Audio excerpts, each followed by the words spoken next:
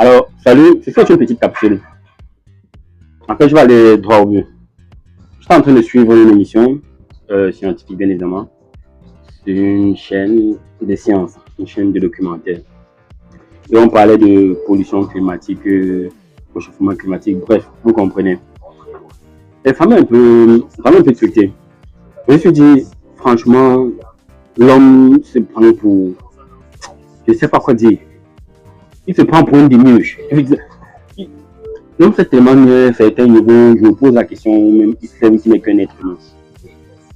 Dans le documentaire, je suivais des thèmes tels que souvent la planète, on doit arrêter on doit pas polluer la planète, il faut préserver la planète tout qu'on sort. Je fais une petite précision, d'accord? C'est que vous et moi vivons à l'intérieur de la planète. Donc, si jamais on veut préserver la planète, c'est pas pour le bien de la planète, c'est pour notre propre bien. Parce que voilà comment ça fonctionne. Prenez les choses.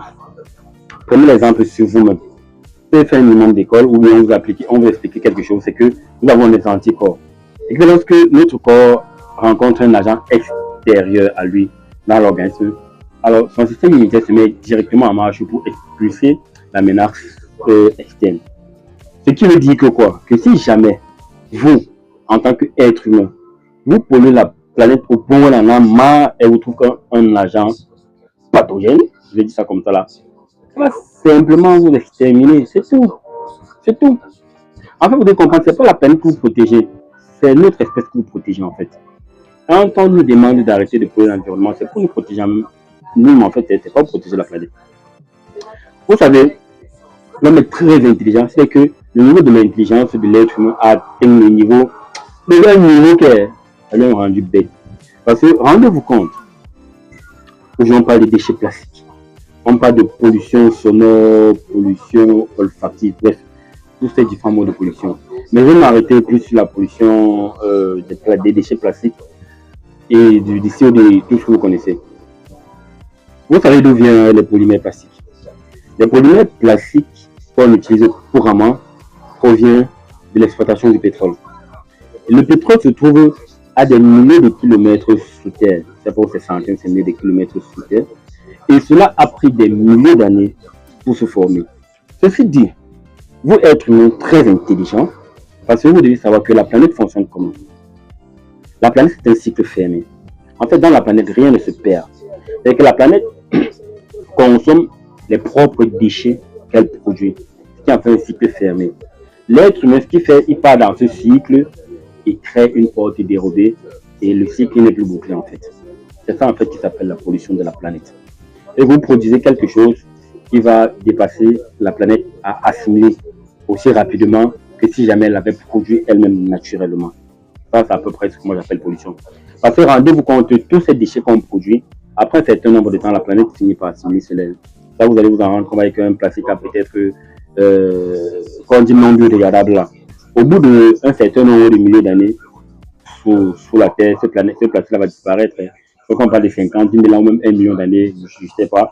Mais cela finit par disparaître. Maintenant que la nature produit elle un point de déchet, elle le recycle facilement. Du moins, elle a des stratégies pour mieux la recycler.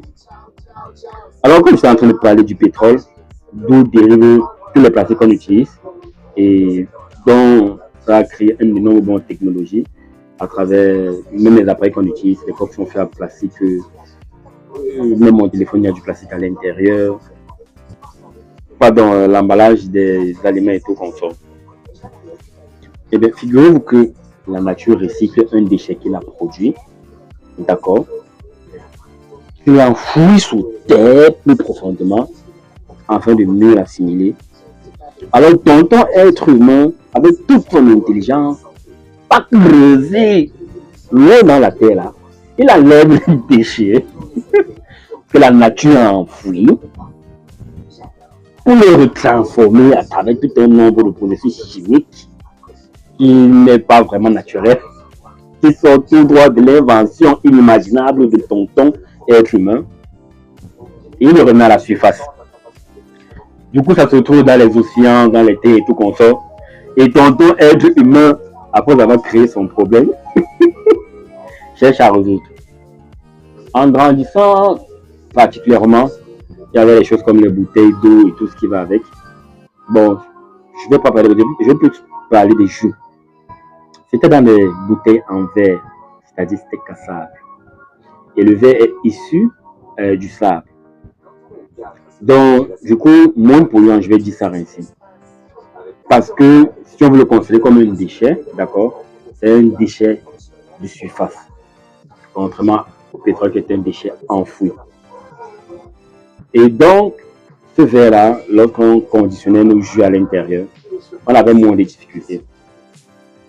Et si vous partez sur le site de l'OMS pour regarder le taux de, on va dire comment, de fécondité, c'est pas comme ça, on se rend compte que cela a littéralement été réduit de moitié. Je sais pas trop, je n'ai pas toutes les statistiques, mais le taux de fécondité a été réduit, malgré le fait que la population est augmentée.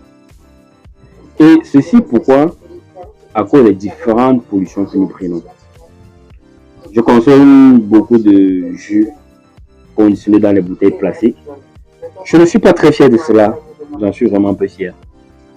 Mais ces bouteilles de plastique là sont en général faites en PET, c'est-à-dire quoi? C'est polyéthylène, c'est talaf. Vous allez chercher dans la boîte, vous allez voir. Et figurez-vous que ce PET peut jouer le rôle de perturbateur endocrinien, jouer sur la production des hormones et notamment sur la fertilité de l'homme. Oui, ce que tonton être humain est capable de faire, c'est d'aller créer des problèmes pour trouver des solutions. C'est ce que nous faisons. Donc, un, on se pollue, on devient de moins en moins fécond. Deux, on se pollue, on a une qualité de vie de moins en moins, on va dire quoi, de qualité parce que l'air qu'on respire n'est pas assez bon. Trois, on se pollue et même au niveau mental, ça ne va pas.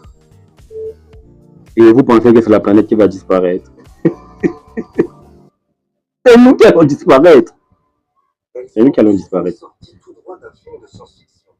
Donc, ce que je veux dire, c'est quoi? Le petit message que je voulais partager avec vous, de façon simple. Observez la nature, regardez comment elle fonctionne et copiez-la. C'est ce qu'on appelle le biomimétisme. Mais une fois que vous sortez de son cycle de fonctionnement, ne créez pas un produit tant que vous serez incapable de la recycler. Donc, je vais me limiter là. Voilà. J'espère qu'au travers de tous ces petits bavardages, vous aurez sûrement eu à en tirer une petite conclusion de vous-même. Voilà. C'était Audrey Kamka, votre ingénieur personnel. Aminda.